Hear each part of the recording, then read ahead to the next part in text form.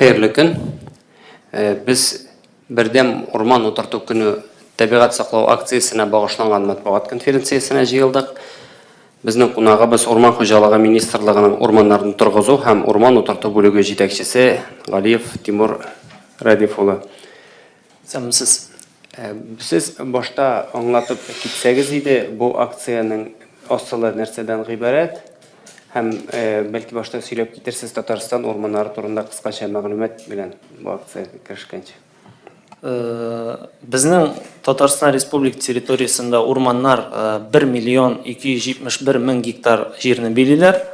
Бу бөтен территориядан 17,5% дигән сүз.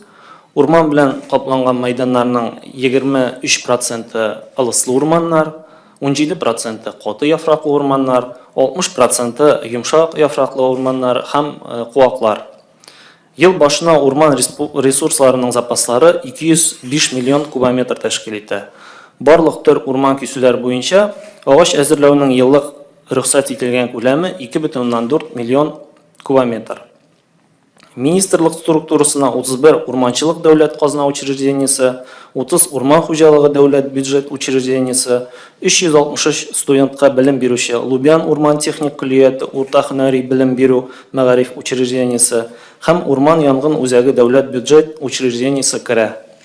Республикада урман хуҗалыгы хезмәткәрләренең барлык саны 2400 кешедән артып китә. Шул исәптән министрлык аппаратында 50дән артык кеше эшли.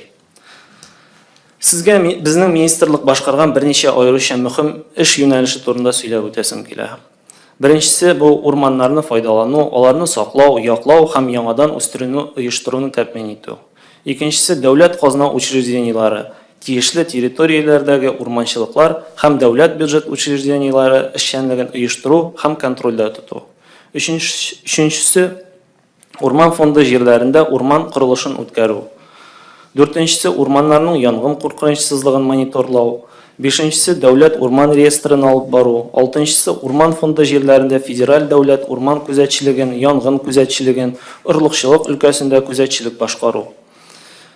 Тагын берничә юнәлеш бу урманнарда гражданнарның шәхси ихтияҗлары өчен әзерләнгән агач исәбен алып бару, урман кишәрлекләрен даими файдалануга, арендага тапшыру, шулай ук урман утыртмалары сату алу шартнамәләрен төзү, шул исәптән тиешле аукционнарны оештыру һәм уздыру. Тулаем алганда урман хуҗалыгы хезмәткәрләре төп бурычны үтәүгә тырыша, ул җәмгыять ихтияҗларын канәгатьләндерү өчен урманнардан күп максатларда рациональ, үзлексез, арыктырмыйча файдалануны тәэмин итүдән гыйбарәт. Иң мөһим һәм өстенлекле юнәлешләрнең берсе урманнарны үрчетү һәм яңадан үстерү буенча эш кысаларында без ел сайын акциялар үткәрәбез. Аларда дистәләгән 1000 татарстанлы катнаша. Быел акция традиция буенча Татарстан Республикасының барлык районнарында, Казанның 2 территориясында, бу беренчесе Вахитов сквер территориясында һәм Питрәч муниципаль районында Иске Шигали авылы янында узачак. Бу шәһәр яны урманчылыгы территориясе. Акцияны үткәрү урыннары турында мәгълүмат Татарстан Республикасы Урман хуҗалыгы министрлыгының рәсми сайтында урнаштырылган. Питрәч районындагы урын файдалану чорында деградацияләнгән элекке авыл хуҗалыгы җирләре булуы сәбәпле сайланды. Әлеге җирләрне эрозиядан һәм алга таба таркалудан саклану өчен без агачлар утыртабыз. Ул Казанга иң якын һәм агачлар утыртырга мөмкин булдыган мәйданчык. Моннан тыш акциядә республиканың башкарма хакимият органнары вәкилләре катнашачак. Һәм моны исәпкә алып без алдан ук барлык министрлыкларга, комитетларга, ведомстволарга әлеге чарада катнашырга чакырып мөрәҗәгатьләр юлладык. Акциядә Татарстанда яшәүче һәркем яки республикада кунак булып килгән кеше катнаша ала. Шунысын билгеләп үтик. Катнашырга теләгән һәр кешене министрлык утырту материалы һәм инвентарь белән тәэмин итәчәк.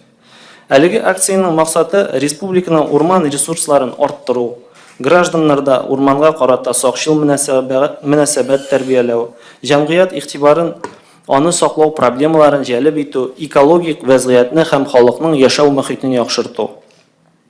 Бу чара аеруча актуаль, чөнки агымдагы ел Россия президенты Владимир Путин указы белән ихтияри зат, ягъни волонтер елы дип игълан ителде. Безнең һәр кайсыбыз инициатива күрсәтеп үз агачын утырта ала. Сезне чараларда көтеп калабыз. Безнең төп чаралар 6 октябрьдә суббота, шимбә көнне үткәрү каралган. Тимур Радифович, минем аңлавымча сез утырту материалы белән тәэмин итә дип әйттегез бит инде. Кеше шушы утырту материалын алып, үзе теләгән анда урында утырта аламы? Ала, бу мондый мөмкинчелек бар. Аның өчен менә мин әйткән шушы 2 мәйданчыкны яки бүтән районнарда безнең урманчылар билгеләгән мәйданчыкка килергә кирәк. Шунда сораган һәрбер кешегә шушы үсентеләрне бирәләр. Алар аны алып, үзләре үй тирәсендә утырталармы, бүтән төрле җирдә утырталармы, үзләре карап бетерәләр ансын. Сораган күләмдә, әйме? Тиешле күләмдә. Нинди агачлар? Күбесенчә без яз көне ылыслы агачлар утыртырга тырышабыз. Бу нарат, чыршы, карагай, миләш, тагын юкә, менә шундый агачлар утыртабыз. Бу акция ничәнче елны башланган иде һәм барлыгы күпме агач утыртылды, никадәр мәйданда, шул мәгълүматны да бирсәгез иде. Бу акциянең башы дип 2011 ел тора. Бу елны Генеральная ассамблея, Берләшкән Дәүләтләр ассамблеясы 2011 елны халыкара урманнар елы дип билгеләде. Һәм шушы елдан алып без яз, көз шушы акцияларны уздырабыз. Шушы акциялар барышы дәвамында Татарстанда барлыгы менә 7 ел дәвамында Татарстанда барлыгы 4374 гектар мәйданда 17,5 миллион яңа агач утыртылган. Акциядә гомумән алганда 327 мең кеше катнашкан. Моннан тыш 2018 елда акциянең язгы этабы вакытында ул безнең 5 майда узды. 600 гектар мәйданда 2,5 миллион яңа агач утыртылды. Кыскача менә шундый нәтиҗәләр безнең.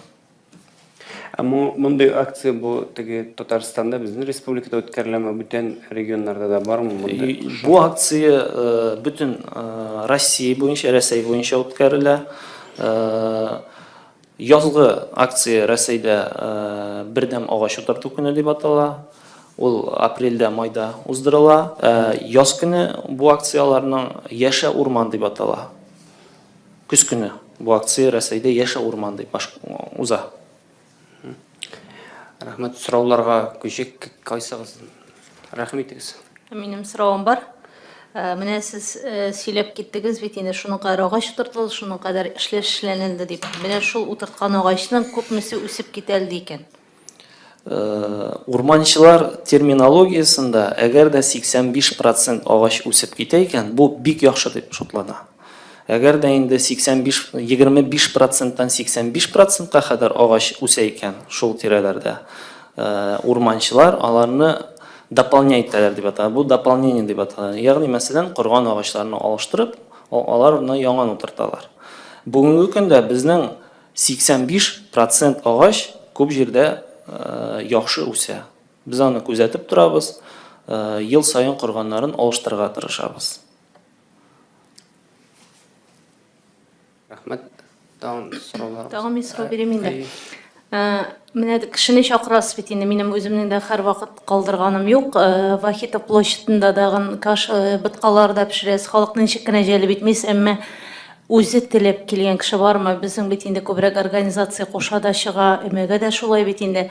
Менә бармы шундый кешеләр, үзләре чын йөрәктән йөрүчеләр, сез андыйларны исәптә тотасызмы? Һәм аларга ниндидер бер бүләкләү чаралары күренмәгәнме? Экологлар бит менә министрлык сезнең күрше җаен таба, нинди генә ысуллар белән мәктәп укучыларын да үзенә чакыра. Сездә дә шундый берләр уйланылачакмы киләчәктә, бармы? Мин үзем күргәнем бар, кешеләр семьялары белән киләләр. 15 елда менә хәзер дә әле хәтеремдә, 2015 елда без Нагорный бистәсендә агач утыртканбыз. Анда килде 6 семья, беренчеләре гаилә тормышында 2 елдан алып 50 елга кадәр бергә яшәгән 6 пар семья килде. үзләре теләп, менә алар шундый инициатива белән килделәр. Без аларны төрле яктан поддержать итәргә тырышабыз. Бу уңай караш бирә безнең акцияларга. Киләчәктә мотивационный әйберне булдырырга тырышачакбыз. Бүгенге көндә без җәлеп итәргә тырышабыз инде аларны. Үзебезнең бүтән төрле чараларга чакырып, коллегияларга, үзебезнең урманчылар бәйрәменә чакырырга тырышабыз андый кешеләрне, гел активлык күрсәткән. Алар безнең вниманиесыз калмый дип әйтергә була. Сорауны мин генә биреп утырам ахры. Менә Кырымда хәтерлисезме, сезнең белән беренче танышуда шундадыр, Бакчасарайга зәңгәр елкалар җибәргән игез. Менә аларның хәлләре ничек икән? Бакчасарайдагы ул елкалар үсеп киттеме икән? Бу безнең 2014 елның язында булды. Без барлыгы ялгышмасам 30 меңгә якын төрле агач җибәргән идек Кырымга. Бакчасарай шәһәре тирәсендә аны утырттык. Мин үзем шәхсән бардым Кырымга, аны утыртыштым. Без андагы урманчылар белән бүгенге көндә элемтәдә үзем бармасам да алар белән шалтыратышып торам. Аллага шөкер, безнең үсентеләр яхшы үсәләр.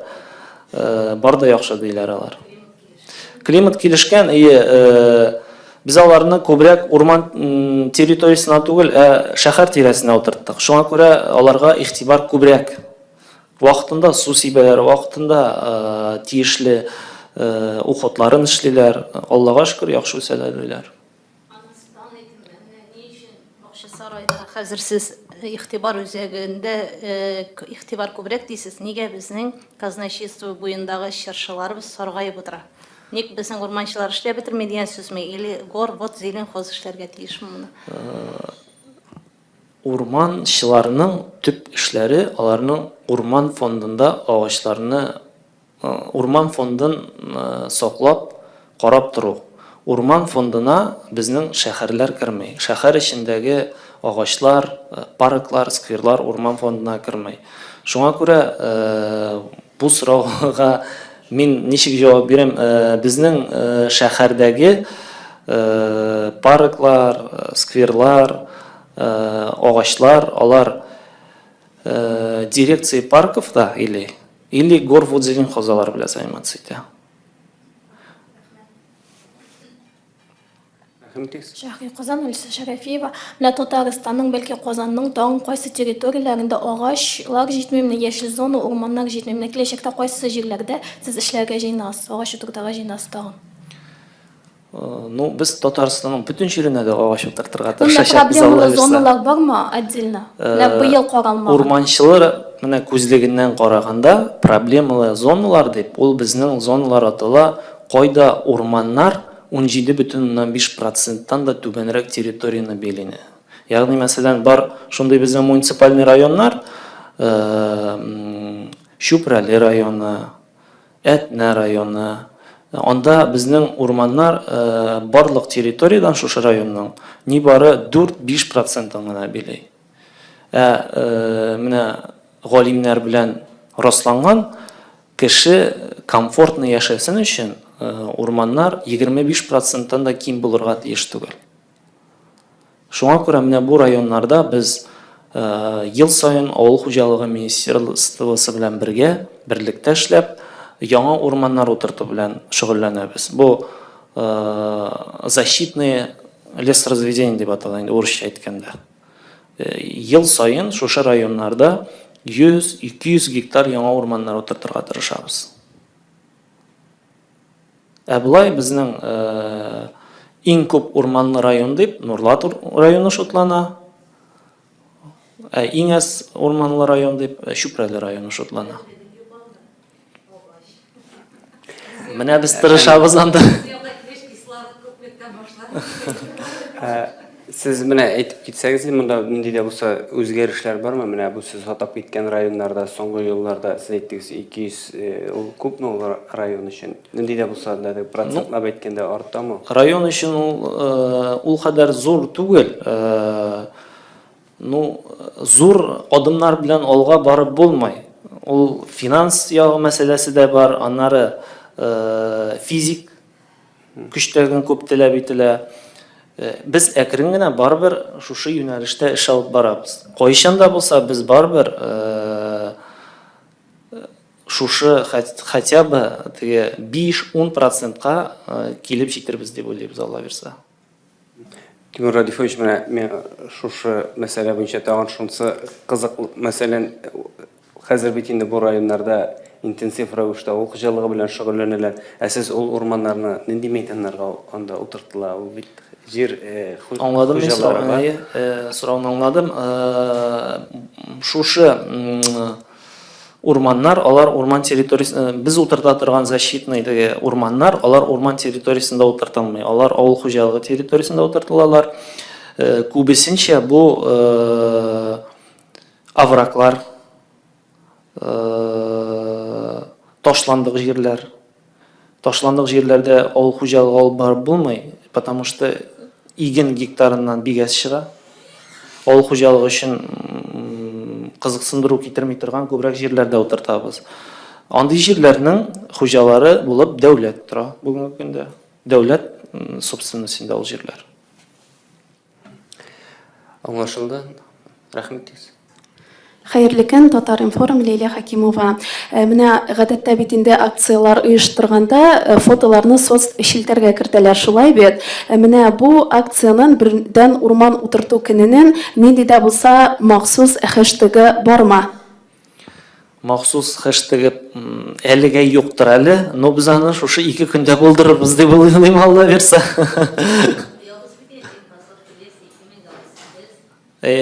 Булдырырбыз дип уйлыйбыз, Алла бирсә шушы 2 көндә. Рәхмәт сезгә, вакытында әйттегез. Яхшы, һәм инде акцияда 2016 елда билгеле булганча Бөек Ватан сугышы ветераннары һәм тыл хезмәтчәннәре катнашты. Үз теләкләре белән киләләрме, әллә сез чакырасызмы? Алар үз теләкләрен белдерәләр. Шулай да без аларны онытмыйбыз. Ул бит инде безнең йөрәктә алар. Без аларга хөрмәт белән үзебез аларга обращаться итәбез, аларны чакырабыз. Быел президентыбыз Рөстәм Нургаевич Миннеханов белән бергә безнең бер ветераныбыз утыртты. Безнең 5 майда шушы агач утырту акциясе узды. Центр гребли дигән спортивный комплекс территориясында. Аллага шөкер, матур гына уздырдык. Безнең ветераннарыбызга ошый, безнең аларны онытмавыбыз, чакыруыбыз, хөрмәт итүебез. Алга таба да біз аларны, Алла бирсә, онытмаячакбыз. Һәрбер акцияларыбызга көтеп калабыз. Булдыра алганча һәр яктап күздә тотып аларны онытмыйча. Һәм инде тагын бер сорау, бусы инде акцияга кагылмый, шулай да җавап бирсәгез бик рәхмәтле булыр иде. Хәзер менә гражданнарга чыбык-чабыкларны Россия Федерациясе субъекты законында билгеләнгән тәртиптә шәхси ихтыяҗлары өчен куллану мөмкинлеге бирелде. Менә шул хакта сезнең фикерегезне беләсе килә һәм җыючылар бармы? Әйе, сез әйтеп үткәнчә 1 январь 2019 елның 1 январыннан Россиянең федераль законы нигезендә һәрбер граждан урманга кирип, шушы чыбык-чабык, русча әйткәндә валежникны бернинди документларсыз җыя алачак. Бик күп сораучылар, үземнең туганнарым да миннән бик күп сорыйлар аны, белгән кешеләр дә. Халыкта бик кызыксыну уятты бу закон. Закон кысаларында әгәр дәген йыгылган агач ул куры булырга тиеш. Куры булмаса ул агачны алып булмаячак. Аның өчен аерым рөхсәт кирәк булачак. Йыгылган агач, чыбык-чабыкны кеше урманга барып җыя алачак. Аның механизмы әлегә кадәр конкретный механизмы безнең федераль үзәктән эшләнеп бетерелмәгән. Ел ахырына таба ул механизм эшләп бетереләчәк һәм гамәлгә кертеләчәк. Төп теге смыслын мин сезгә аңлаттым менә әле. Ол құраған ағаш та моңа кереме, әллә ул егылган булар тиеш. Ул обязательно егылган, ауган булырга тиеш. Басып торган коры агачны кисергә ярамый. Аның өчен кирәкле кагазны алырга кирәк урманчылардан. Моның максаты нәрсәдә, нисә? Моның максаты сезнең үзегезнең дә игътибар иткәнегез бардыр инде. Кайбер юл кырыйларында, кеше йөри торган җирләрдә бик күп ауган агачлар була теге. Прямо узып булмаслык була урманда. Теге бик күп кырган, егылган агачлар була. Менә урманны чистарту юнәлешендә эшне яхшыртып җибәрү өчен бу закон кергән. Бу закон кирмәгән булса, безнең урманнарыбыз социаль яктан, янгын чыгу куркынычы ягыннан негатив теге карашта булырлар. Шуның өчен бу законны гамәлгә кертәләр. Тагын бер сорау, менә бу чыбык-чабыкларны җыйганда нинди дә булса норма күзәтелергә тиешме? Нормасы бармы аның? Нормасы юк. Бер кешегә ни кадәр чыбык-чабык җыяла бер кеше, шуның кадәр алып чыгарыла. Бер нинди норма да куелмый монда. Менә утын өчен диеп аңлап алып кайтып китүчеләр юк микән? Күп кеше бит инде аны утын өчен дип кызыксына. Ул җыгылган агачтан, корган, чири башлаган агачтан әгәр дә уйлап карасагыз, пиломатериал эшләп булмый. Аны күбесенчә шул утынга гына кулланып була. Әле аның яшерен түгел, 50%-тан артыгы утынга да яраксыз. Күбесенчә кеше аны утынга алачак. Менә урманнарның кисүнең законлы булуы ничек контроль ителә, законсыз кисүләр ничек аларны кисәтелә дип әйтик. Бу өлкәдә безнең урманчыларыбыз зур эш алып баралар дип әйтик. Безнең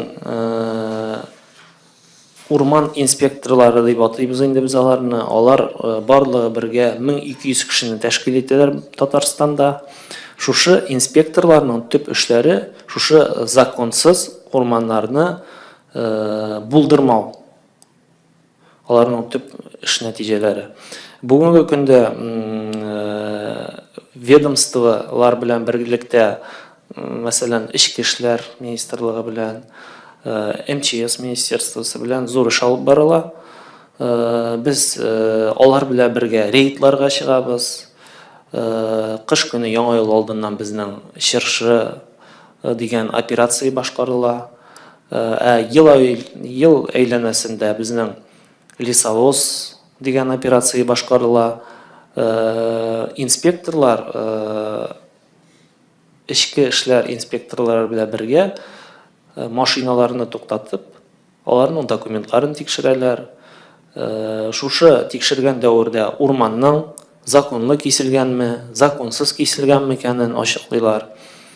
Шушы эш өстендә, шушы направлениедә зур эш башкарыла. Әгәр дә инде ачыклана икән, урман законсыз киселгән дип ачыклана икән, безнең инспекторлар материалларны Ичке эшләр хезмәткәрләренә яки полиция хезмәткәрләренә бирәләр. Бу вакытта инде алар заниматься итә башлый шушы эшләр белән.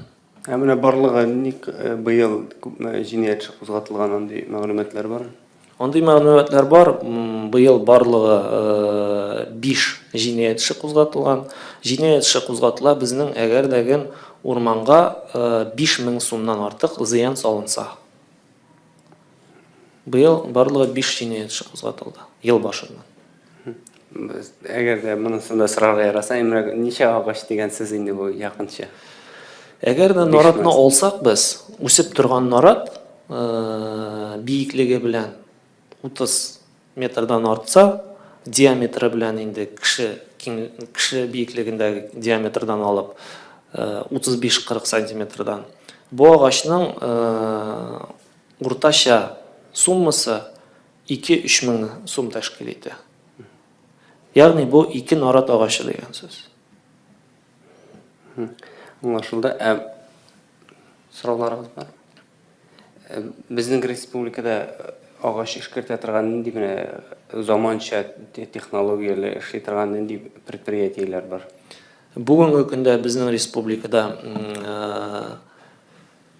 Алабуга зонасында Кастамоны Integrated деген түрік фирмасы эшләп килә. Тагын безнең Яшел Үзәндә бар фанера булдыру заводы. Аннары безнең Собада бар урман эшкәртү комбинат комплексы дип әйтсәм дөрес булыр инде ул. Һәм һәрбер лесхозда 1-2 шушы пиломатериал ясау өчен пилорамаларыбыз бар.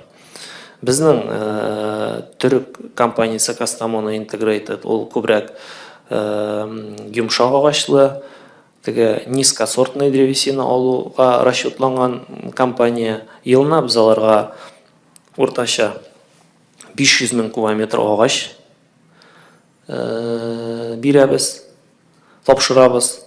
Аннары Яшел Үзәнгә без күбесенчә кайын агачы җибәрәбез. Собалар елына уртача 100 мең кубометрда агач эшкәртәләр. Алар анда пиломатериаллар, кирпечләргә поддоннар, пеллетлар, гранулалар эшлиләр. Менә әкрен генә шул направлениедә шулай эшлибез. Мен хәзер бит инде кеше агач утын якмый, төзелеш материалы буларак та бәлки ихтыяҗ кимәгәндер, бәлки менә урманнарны кирәкме, ихтыяҗ бармы халыкка, кисәләр? Ихтыяҗ урманга бер кайчан да бетмәячәк. Мин бу сорауны менә кичә генә уйлаган идем. Менә шушы аудиторияда утырабыз. Монда агачтан эшләнгән никадәр җиһазлар бар, менә карасагыз. Агачка бер кайчан да ихтыяҗ бетмәячәк. Ничек кенә әйтмәсеннәр, таш, тимер аларга заменга киләчәк дип, или пластик. Агачның заменасы урманчылар күзлегеннән караганда бер кайчан да булмаячак. Ул ничек булган? Кыйммәтле төзелеш материалы буларак шулай киләчәктә дә калачак, Алла бирсә. Һәм менә бездә еш кына социаль фитерләрдә дә шулай шундый бәхәсләр башлана, урманнар киселеп бетә, безнең урманнарны кисәләр дип. Урман ул ничек киселергә тиешме? Менә шул хакта аңлатып китсәгез иде. Бу нишләп менә шушындый караш барлыкка килде, мин сезгә кыскача гына аңлатам. Безнең 2007 елга кадәр лесхозлар үзләренең урманын үзләре кисеп, үзләрендә эшкәртәләр и халык алардан токта, брус, шундый гына материал алалар иде, транспортировкада ул күренмидер. Халык теге зур-зур, узун-узун 6-10 метрлы теге бүрәнәләр ташыган кебек күрмидер яны. Хәзер 2007 елдан соң яңа лесной кодекс керде Россия Федерациясының. Хәзер лесхозлар гына түгел, арендаторлар, бизнес, аларга даган урман кишәрлекләре арендага бирелә башлады. Ягъни мәсәлән, кемнеңдер заводы, былай гына әйтәм инде, Яшел Үзәндә икән, ул урманны арендалый икән Әгерҗедә, ул аны транспортировать итә бит инде Әгерҗедән Яшел Үзәнгә. И халык моны күрә юлда барганда. Халыкка күренә, бөтен урманны кисеп бетерәләр. Нишибез инде? Бу дөрес явление түгел. Ул моңынчы да киселгән, хәзер дә киселәчәк, киләчәктә дә киселәчәк. Урман киселмичә яңа урман үсә алмый. Ул да кеше кебек. Кеше дә картая, теге дөньяга китә, аның урынына яңа кеше туа. Урман да шулай ук. Аннан без бер кайда китә алмыйбыз. Ул шулай бара, шул процесс классический лесоводство дип атала. Һәм ишеткән бар иде галимнәрдән безнең урманнарны киресенчә теге киселмәгән, әле кисергә кирәк дигән, үсеп киресенчә картайган дип шул. Галимнәрдән генә түгел, бу безнең урманчыларыбыздан чыккан сүз. Урманнар, алар менә берничә категорияга бүленә. Теге спелый, преуспевающий, средневозрастной, молодняки деп атала инде. Урысча әйткәндә, молодняк ул 1 яшьтән алып 21 яшькә кадәр урманнар. Средневозрастный инде урта яшьтәге урманнар бу 21дән алып 41гә кадәр яшьтәге урманнар. Преуспевающий, ягъни мәсәлән, өлгереп килүче урманнар бу 41дән алып 81 яшькә кадәр урманнар. А спелый бу 81дән алып 100 яшькә кадәр урманнар. Аннары бар безнең преуспевающий, перестойный дигән урманнар. Ягъни мәсәлән, алар уже кисү вакытыннан узганнар, алар уже картаеп, үзенең товарностен югалтып торалар. Менә үсәләр и товарностен югалтып торалар. Көннән-көн. Андый урманнар бездә күп. Бу урманнарның барлыкка килүенең төп сәбәбе 2007 елда гамәлгә кергән Рәсәй кодексы, Рәсәйнең урман кодексы.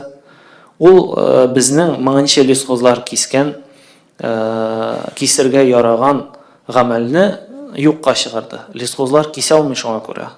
Арендаторга безнең усак урманнар кызыксындыру уятмый арендаторга. Усакның төп негатив ягы ул күбесенчә эштән ширек була. Аларны кисергә кирәк. Аны кисмичә без яңа урман булдыра алмыйбыз анда. Арендаторга кирәк түгел ул урманнар. Лесхоз кисә алмый, закон юк. Бу менә бүгенге көндә безнең республикада төп мәсьәлә, аны шишу өстендә без эшлибез. Без федераль үзәккә инде кирәкле материалларны да бирдек. Бүгенге көндә Госдумада да обсуждация ителә бу вопрос. Киләчәктә шушы берничә ел эчендә ул гамәлгә керер дип уйлыйбыз, Алла бирсә. Ни дәрәҗәдә бу мәйданда андый саннар бармы? Бу барлыгы шушы усак безнең республикада якынча 60% урманнарны били. Бүтән кисергә ярак урманнарны. Ягъни мәсәлән безнең урманнар бүленә защитный, ягъни кисергә ярамый урманнарда. Һәм бар эксплуатационный урманнар, аларда кисергә ярый. Менә шушы эксплуатационный урманнарның 60%-ын усак били. Аларның 30%-ы уже перестойный. Ягъни мәсәлән кисү вакытыннан узган. Аларны кисергә кирәк.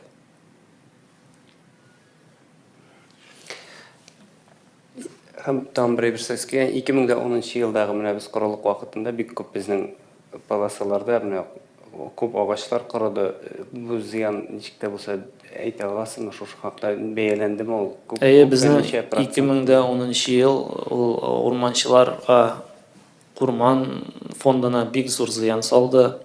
Безнең бигрәк тәгән шыршы урманнарыбыз бик күп кырды, кайын урманнарыбыз бик күп кырды. Ул зыянның территориялап әйткәндә барлыгы бергә 100 000 гектар артык җирдә зыян салынды. Шушы 2010-нан алып 14 елга кадәр без күбесенчә күп территорияда ул кырган агачларны алырга тырыштык. Но вакыт үзенекен барбыр эшли. Кайын ул 3 ел эчендә кыра дигән сына. Менә валежникта тагын шул темага кайтып калабыз. Валежник дигән әйбер менә шуннан чыга. Агач кырый, өлгермибез кисергә, ул җыгыла. Менә күренмәсә дә урман эчендә җыгылган территориялар әле бар, шушы кырылык аркасында. Менә шу валежник темасы шуңа күрә бик актуаль бүген. Һәм кабат акциягә сез сорауларыгыз булмаса, менә кабат акциягә әйләнеп кайтыйк. Бу үрентеләрне бездә үсентеләр, агач үсентеләрен койдылар да әзерлиләр. Һәм тагын әйтеп китсәгез инде даталарын һәм кайлардан алырга була. Безнең акция Алла верса шимбә көнне 6 октябрьдә сәгать 9-дан алып 12-гә кадәр булачак. Төп чаралар инде мин әйтеп үткәнчә Казанның Вахитов паркы, Вахитов мәйданы паркы янында булачак, сәгать 11-дә башлананда. Тагын бер мәйданчык Питрәш районы, Иске Шигали авылы янында, анда сәгать 10-да башланачак. Бүтән районнарда 6 октябрьдә урманчылар билгеләгән мәйданчыкларда узачаклар. Үсентеләрне безнең лесхоз бирәчәк. Аларның безнең республикада барлыгы 50 питомник бар. Аларда елына ортача 30 миллионнан артык яңа үсенте үстерелә. Тагын безнең Сабада урманчылык үзәге бар, урманчылык үзәге. Елына анда без 12 миллион штук яңа үсенте үстерәбез. Аннан да бүленеп биреләчәк шушы акциядә утыртыр өчен. Иң кирәклесе кешенең теләге шушы акцияга килү. Мин яңадан чакырып калам барыгызны дагы. Урман хуҗалыгына кем битараф түгел, кем урманнарга битараф түгел. 6 октябрьдә килегез, катнашыгыз, үзегезнең өлешегезне кертегез, яңа агачлар утыртыгыз. Рәхмәт. Үзегезгә рәхмәт.